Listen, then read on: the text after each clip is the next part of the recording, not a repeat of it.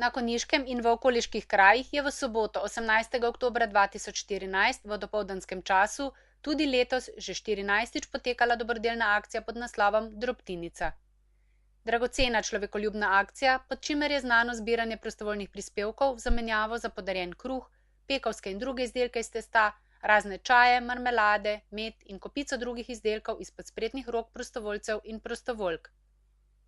Vsak topel obrok, ki ga uspejo pridobiti z drobtinico v dobro otrok in celotni skupnosti, pomeni priznanje in pomoč otrokom, ki si zaradi takšnih ali drugačnih nesrečnih okoliščin tega ne morejo privoščiti.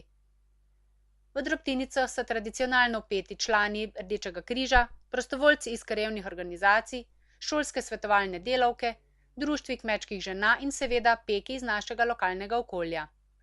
Zbrana sredstva so tudi letos bila namenjena plačilu toplih obrokov otrokom, katerim starši zaradi različnih vzrokov le-tega, na žalost, ne morejo zagotoviti. Stojnice so bile pestre, saj so ponujale raznovrstne vrste kruha, peciva, rezance, marmelade in vloženo zelenjavo, suho sadje, razne čajne mešanice, unikatne izdelke izpod pletilk in kvačk. Zbrali so 4423,58 evrov, poleg tega so za drobtinico v denarju prispevala nekatera društva in tako so skupno zbrali 4670 evrov.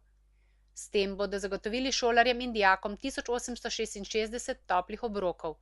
Organizatorji z veseljem ugotavljajo, da je bila letošnja drobtinica rekordna. Lani je bilo zbranih 3305 evrov in zagotovljenih je bilo 1319 toplih obrokov. Letos je ta številka presežena za skoraj 550 toplih obrokov. Je pa razveseljivo dejstvo, da lokalni peki in društvi kmečkih žena zaupajo že vseh 14 let. Poleg njih pa v zadnjih letih tudi številni drugi podporniki akcije, kot posamezniki in ki z dušo in srcem pomagajo soustvarjati lepši jutri.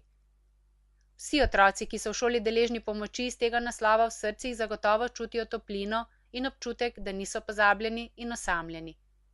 Na drugi strani pa je prav tako veliko zadovoljstvo vseh tistih ljudi dobrega srca, ki so jim na svoj način pomagali dostojanstveno in brez velikih besed.